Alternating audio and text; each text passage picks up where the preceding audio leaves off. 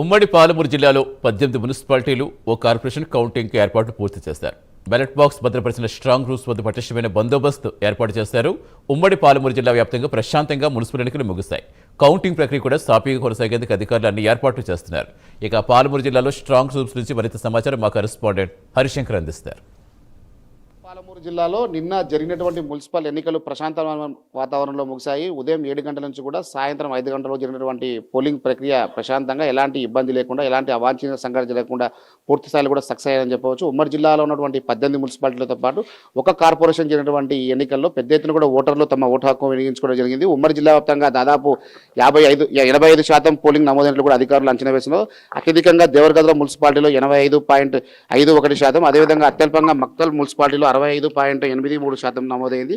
ఉమ్మడి జిల్లా వ్యాప్తంగా చూసినట్లయితే మాత్రం పెద్ద ఎత్తున దాదాపు 83.5% నమోదైనట్లు కూడా అధికారులు అయితే ప్రస్తుతం అంచనా వేసిన పరిస్థితి ఉంది. అదేవిధంగా మహబూబ్నగర్ కార్పొరేషన్ ప్రజలు 67.73% నమోదు కావడంతో ఉమ్మడి జిల్లా వ్యాప్తంగా ఉన్నటువంటి 373 వార్డులకు సంబంధించి 1569 మంది అభ్యర్థులు బరిలో ఉన్నారు.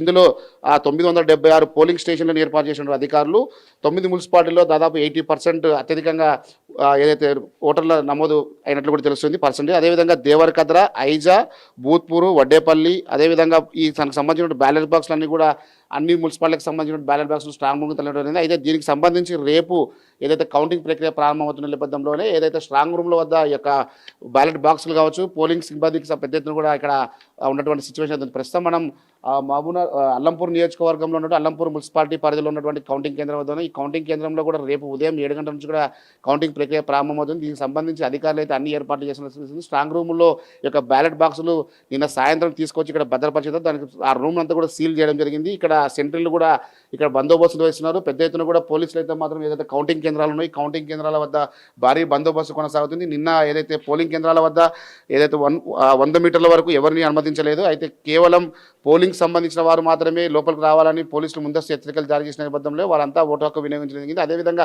ఎక్కడ ఎలాంటి అవాంఛనీయ సంఘటన జరగకుండా దాదాపు 144 సెక్షన్ అమలు చేస్తూ కూడా ఏవైతే సమస్యాత్మకమైన ప్రాంతాలను 187 సమస్యాత్మకమైన ప్రాంతాలు గుర్తించి ఉమ్మడి జిల్లా వ్యాప్తంగా ఉన్న పోలీసులు భారీ బందోబస్తు చేయడం జరిగింది. అయితే రేపు ఉదయం ఈ యొక్క కౌంటింగ్ ప్రక్రియ కూడా సజావుగా జరిగేందుకు ఇప్పటికే జిల్లా కలెక్టర్లు కావచ్చు, జిల్లా ఎస్పీలు కూడా పెద్ద ఎత్తున బందోబస్తు నిర్వహిస్తున్నాడు. ఏదైతే పోలింగ్ కౌంటింగ్ కేంద్రాల వద్ద కూడా 144 సెక్షన్ అమలుస్తున్నారు. లోపలికి ఎవరిని అనుమతించడం లేదు. పోలీసులు అయితే దాదాపు ప్రతి కౌంటింగ్ కేంద్రం వద్ద పెద్ద ఎత్తున కూడా ఇటు బందోబస్తు నిర్వహిస్తున్న పరిస్థితి ఉంది. అయితే దీనికి సంబంధించినటువంటి బ్యాలెట్ పత్రాలు నిల్వ చేసే ప్రాంతంలో కౌంటింగ్ హాల్ ఏర్పాటు చేసినటువంటి భద్రతపై ఇప్పటికే జిల్లా ఎస్పీలు అయితే మాత్రం భారీ సమీక్ష సమావేశాలు నిర్వహిస్తున్న పరిస్థితి ఉంది. స్ట్రాంగ్ రూమ్ల వద్ద 3 అంచెల భద్రత తప్పనిసరిగా ఉండే విధంగా అంతా ప్లాన్ చేసిన పరిస్థితి ఉంది. అదేవిధంగా కౌంటింగ్ హాల్ పరిసర ప్రాంతాల్లో కూడా సీసీ కెమెరాలు ఏర్పాటు చేసి 24 గంటలు నిఘా ఏర్పాటు చేస్తున్నటువంటి పరిస్థితి ఉంది. అదేవిధంగా అనధికార వ్యక్తులు ఎవరైతే అవకాశం లేకుండా ఎటువంటి పాసులు లేకుండా లోపలికి వస్తారో వాళ్ళందరినీ కూడా నివారించే ప్రయత్నం అయితే చేసేందుకు వాళ్ళంతా ట్రైనింగ్ తీసుకున్న పరిస్థితి ఉంది. అదే కౌంటింగ్ కేంద్రాల వద్ద అభ్యర్థులతో పాటు ఏజెంట్లు, అధికారులు వేరువేరు మార్గాల ద్వారా